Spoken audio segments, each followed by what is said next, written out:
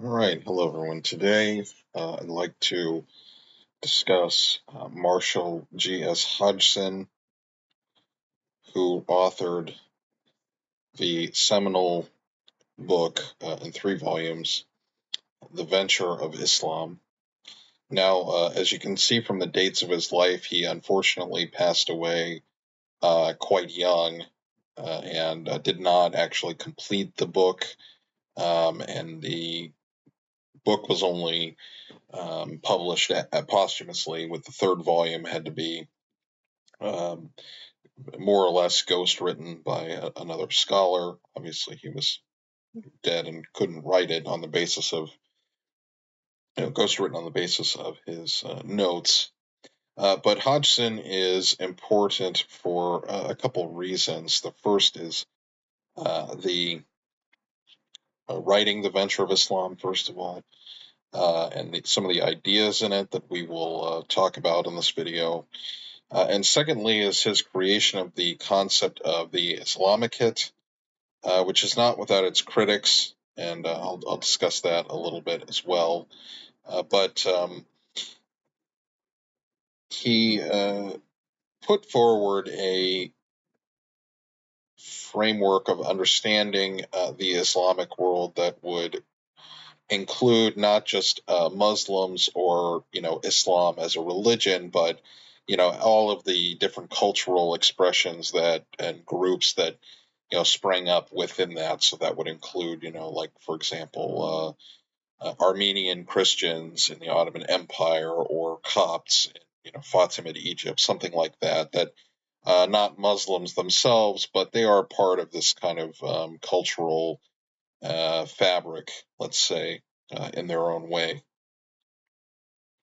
And this concept was kind of new, and certainly it fit with Hodgson's vision with writing The Venture of Islam. And I think I will quote Edmund Burke III, who is kind of the main scholar who writes about Hodgson. Quote, "For the first time, an American historian cast Islam in a world historical frame and simultaneously asserted its moral vision. In doing so, Hodgson proposed a radical response to the persistent cultural biases that had stunted the growth of the Islamic studies field. For him, Islam was not other, in quotation marks. It was a venture alongside others that marked human efforts to bring about a just and moral world." And part of this, end quote, and part of this has to do with Hodgson's own religious views. He was a Quaker, vegetarian. That was sort of part of his religious outlook, and also interested in, well, he did a lot of marathon running, which it's speculated kind of contributed to his early death. Maybe he sort of pushed himself a little too hard, but I don't know how accurate that is, but makes sense at least. He had a kind of strange personality. He was at the University of Chicago in the 1950s, 1960s, which was a kind of vibrant place intellectually, but he still didn't quite get along with um, people there. He didn't quite fit in. He was also roommates for a time with another sort of colorful, let's say, scholar, Andre Gunder Frank, who writes this book, Reorient.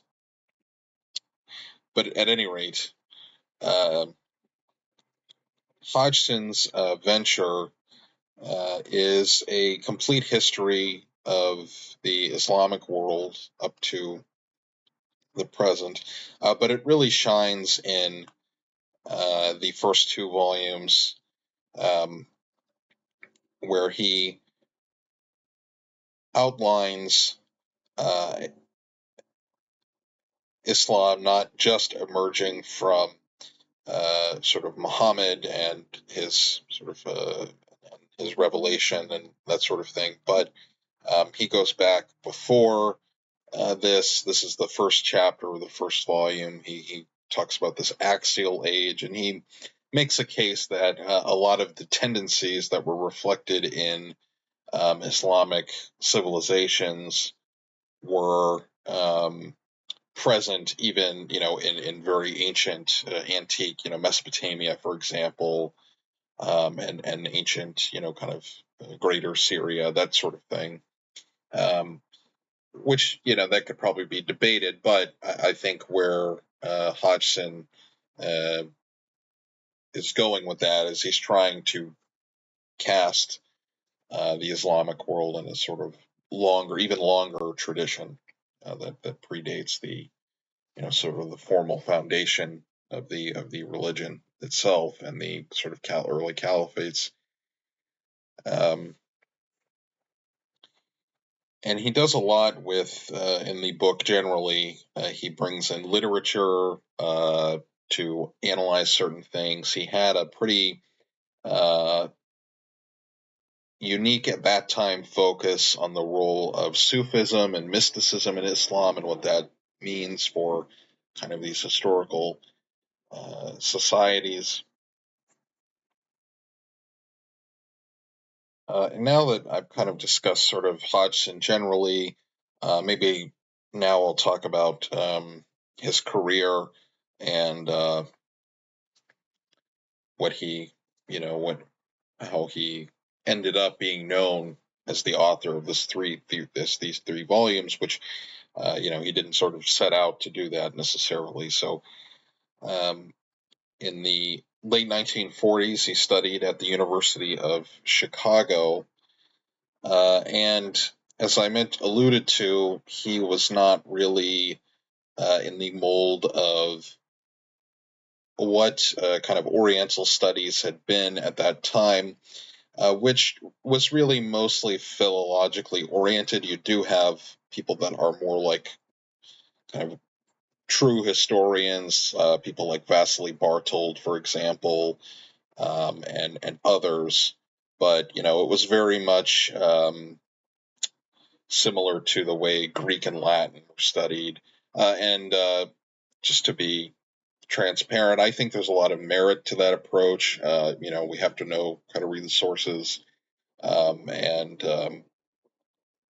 but there's still deficiencies there, like if you're not really working historically.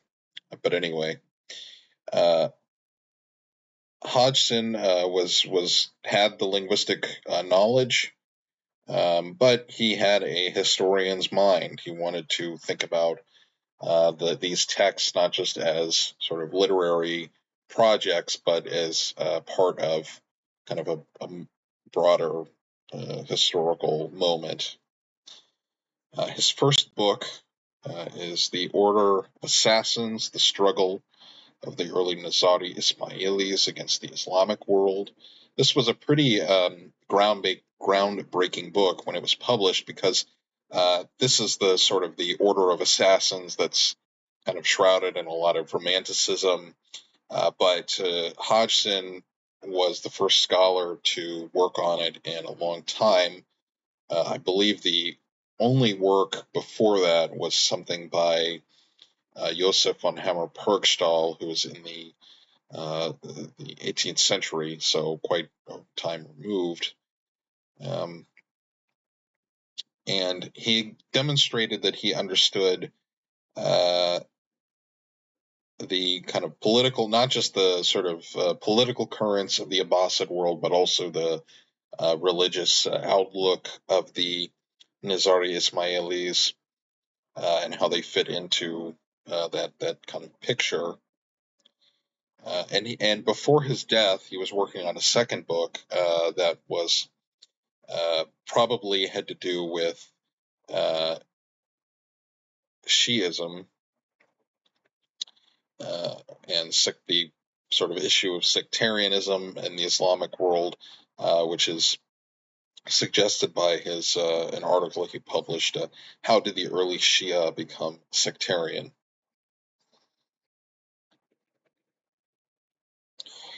But what he around this time, what he was also doing was starting to write what would become, after his death, the Venture of Islam.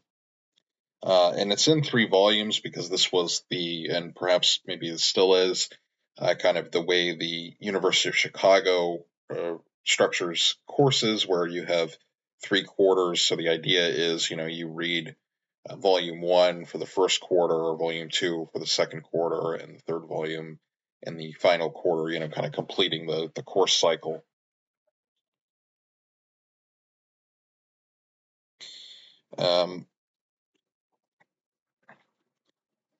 And so what Hodgson does is he kind of, in the Venture of Islam, he does a lot of things that are much different than earlier scholarship. So he kind of changes the periodization a little bit of uh, the way Islamic history had sort of been presented.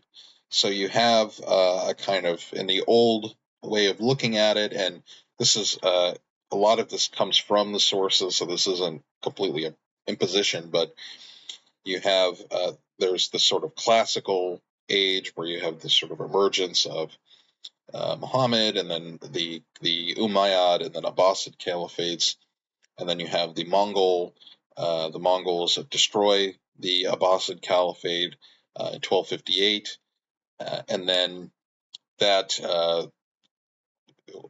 for a lot of Islamic or scholars of Islamic history, especially in the kind of Orientalist mold of the 19th and early 20th centuries, they sort of internalized this idea that after the Mongols, you just see the sort of decline, and we don't really take the intellectual and literary developments after 1258 to be as, as sort of meritorious.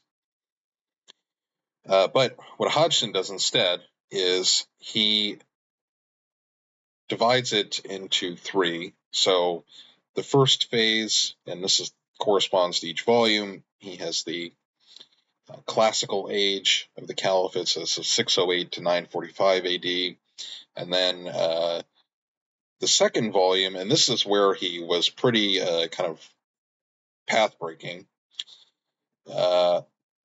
He says that the middle periods, this is for him, is 945 to 1500, is actually the high point. This is when Islam expands across Eurasia, and this is when most kind of most Muslims who are alive today, if they have ancestry that goes back, or that they can trace this far back, probably converted during this middle period, 945 to 1500. Obviously, that's a little speculative, but it sort of lines up with the expansion of the various empires. And Hodgson sees in this moment, this 945 to 1500, when really the religion of Islam becomes truly universal. I mean, when you think about the Abbasid period, the Abbasid Caliphate is established because a lot of the sort of new Muslims don't see themselves as being part of the kind of establishment, or they sort of feel marginalized. Whereas Hodgson says in this period that it's when it becomes truly universal. And then the third volume, this is 1500 to the present. This is probably the weakest of the volumes, but again, Hodgson was not really alive to complete it, so he tries to understand the Ottomans, Safavids, and Mughals with the rubric of the gunpowder empires. This is why they're able to establish themselves and spread. This has been challenged a lot, I think rightfully so, but to be fair to Hodgson, it is a good thesis. So what he argues is that the Ottomans, Safavids, and Mughals, they're able to gather the resources to build armies that use gunpowder weapons, and then they're able to build centralized states, or centralized as states in this period could be, with those gunpowder based armies, and that gives them their power. There's a lot of problems with this idea, but it is kind of partly true. That all of these states use gunpowder to varying degrees, and this makes sense.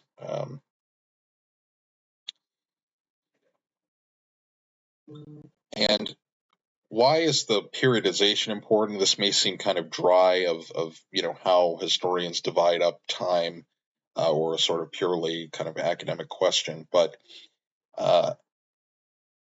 what it does is that it more easily allowed people to look at the Islamic world in comparison with trends in broader world history. And that, I think, is a really important contribution, and kind of broke, I think, one of the vices of that older scholarship is internalizing the sort of golden age to decline idea that we don't need to look at anything after 1258. And Hodgson reminds us that no, we should really see that middle period as very, not only important, but very rich in its own right. He also, in the second volume, this is where he introduces he introduces the idea of a kind of Persianate sphere, which is still used in scholarship today, especially now. It's kind of become pretty dominant of talking about the Persianate world, and so that Hodgson also deserves credit there.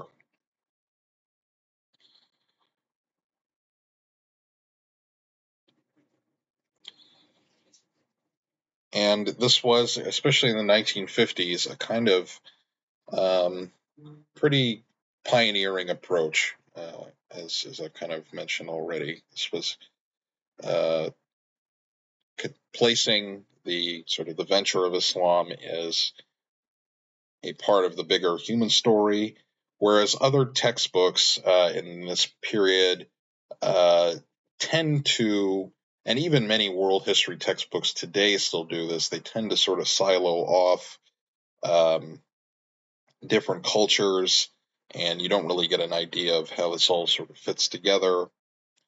That's a bigger debate, but Hodgson said, no, we can look at this as part of something more broad than just uh, the putting the Islamicate world in a box, just looking at it inside that box.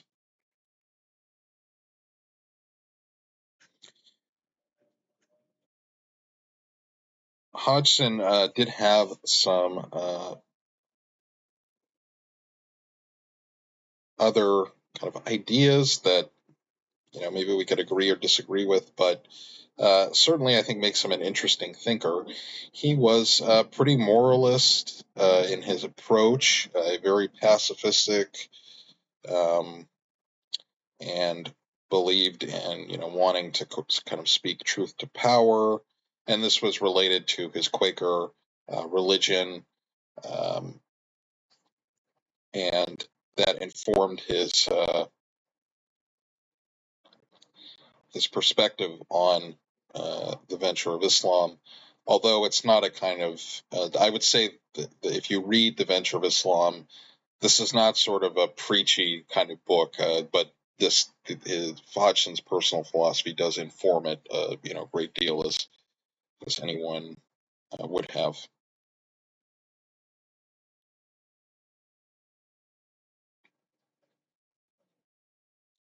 And Hodgson was a major kind of in doing this project, the venture of Islam. Hodgson was an early kind of figure in the world history movement, even though he didn't really kind of live to see that fully develop. And that is another kind of important contribution. He looks at world history whereas at the time, there had been a movement within the U.S. academia, especially after the Second World War, to shift to a kind of Western civilization approach. And the idea for this, and maybe people would critique this pretty heavily, certainly have, but you can kind of see the logic to it that after the Second World War, you have the formation of NATO to oppose the Soviet Union and the Warsaw Pact, and so there you have to build a common kind of understanding. So now we'll use this Western civilization framework, Plato to NATO, right? This is kind of the tagline you could use. Whereas before in American higher education, it had been pretty much focused on the United States, a little bit about Europe, but if you look at older kind of curriculums and scholars, they're mostly concerned with American history. But after the Second World War, when Hodgson is writing, that's when the Western civilization perspective is intensified. Not that it was never there before that, but there was a kind of new need for it. And Hodgson kind of opposes this in some ways, but I think he does it in a positive way, where he doesn't just critique, but he sat down and wrote The Venture of Islam and proposed a new kind of positive vision that could replace the what he was critiquing. And some scholars have said that he kind of broke the Islamic studies as they were in the U.S. at that time from the old kind of narrowly philological perspective. And this book has been extremely influential, both like at the University of Chicago and elsewhere. I mean, it's still widely recommended. This is kind of the crash course I had to get when I moved into Islamic history, and I still think it's great to read. You kind of don't agree with everything after a while, but it's still, I think, a good read. Especially I think the second volume is my favorite personally. But it was Hodgson's vision that kind of the unity of all people all over the world, and that is what informed the way he wrote the book. But Hodgson was not without his critics from early on, or sort of after the Venture of Islam was published. And one of his critics was the Columbia scholar Richard Bulliet, who reviewed the Venture of Islam. And even though I am a big Hodgson fan personally, I think Bulliet's criticisms are worth looking at. Bulliet himself also engaged in sort of world history textbook writing and wrote a lot about technology. But when the volumes were published finally in 1975, he wrote in the Journal of the American Oriental Society, Marshal Hodgson's mammoth, posthumously published study of the history of Islam and of Islamicate society, to use his term, exhibits in exemplary fashion two virtues that set it apart and above previous general works on the subject. These virtues are comprehensiveness and balance. Hodgson's Islam includes areas that others ignore or are ignorant of: Indonesia, China, the Volga, etc. This comprehensiveness cannot, of course, give equally detailed coverage to every area. West Africa, for example, receives only cursory treatment. The intent to be comprehensive is abundantly evident, however, and lapses in the achievement of that intent should not be exaggerated.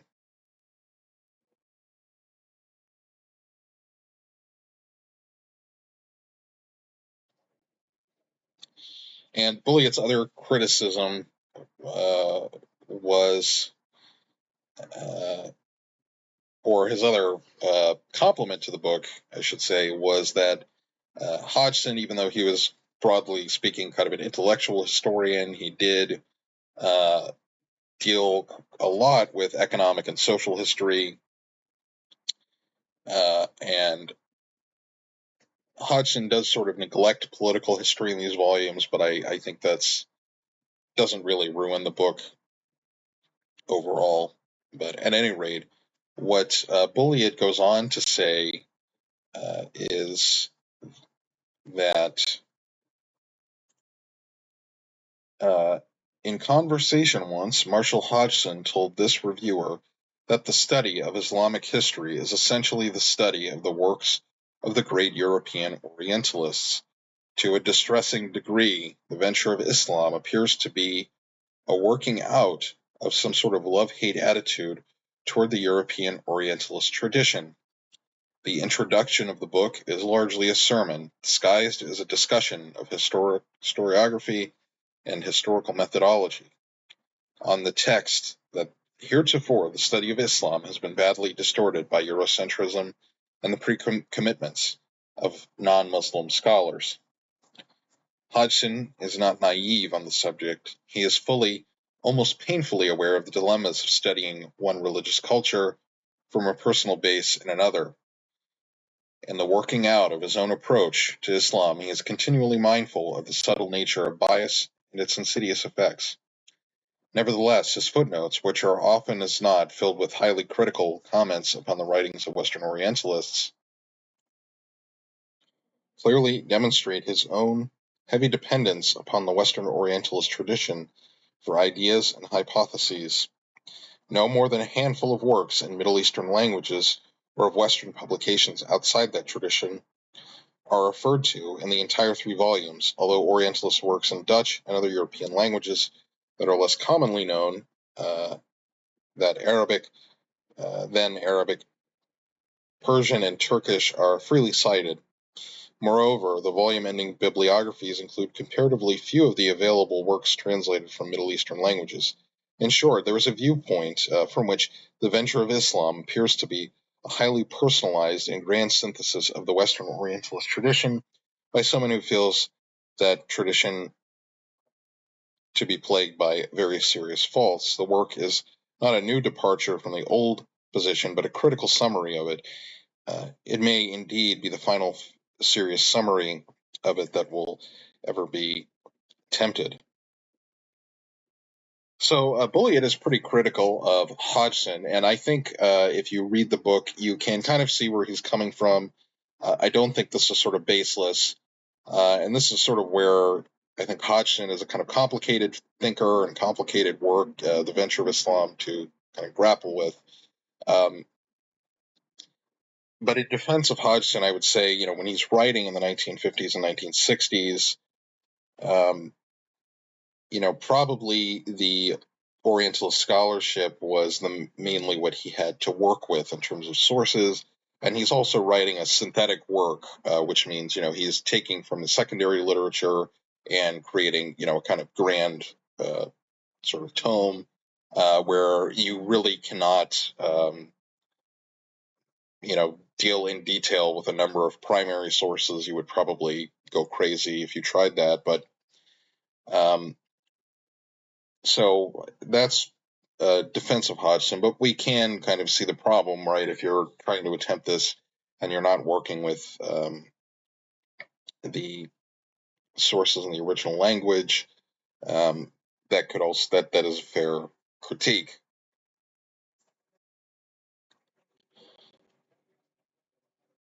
And Bulliet continues Against this sense that one has read these ideas before, but not all in the same place, there stands the author's claim that his book is precisely a new departure insofar as it sets Islam in a framework that he terms, quote, world history. Aside from the laudable comprehensiveness mentioned earlier and occasional references to doings and developments in China and other distant parts, it is difficult to see just exactly what, quote, world history is.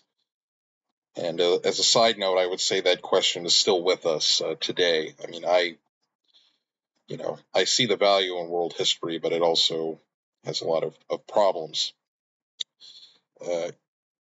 Key ideas, and this is Bulliet again, key ideas such as the agrarian age and axial age are so sketchily and dubiously introduced that one wonders how important they really are, not to mention whether they reflect recent historical thinking about the ancient period.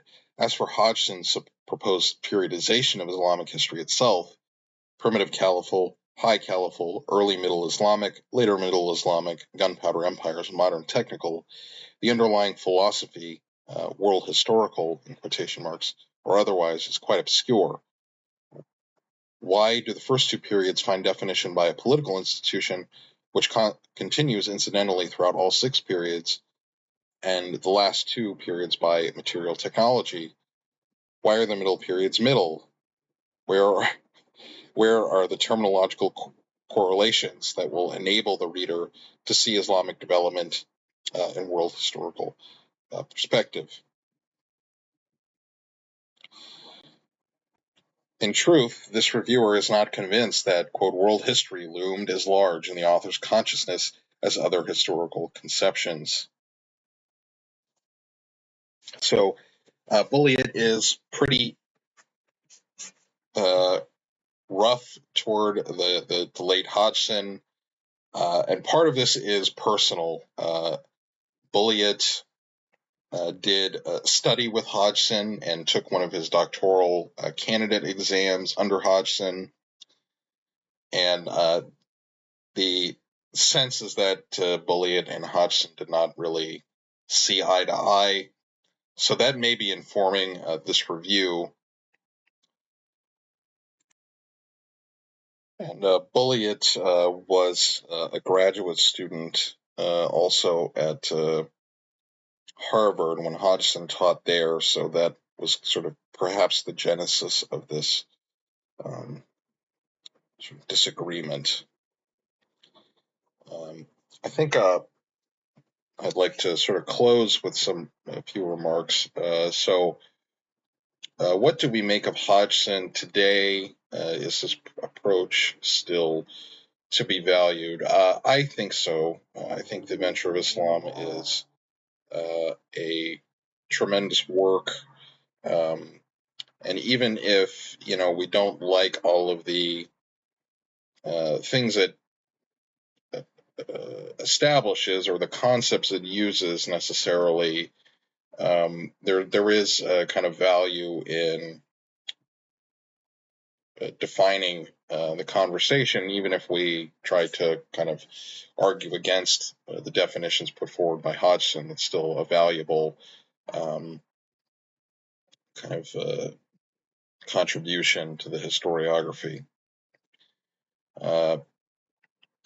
And is Hodgson Orientalist in a negative sense of the word? I don't really think so. I think Bulliet, in his review in the 1970s, was a little too overzealous.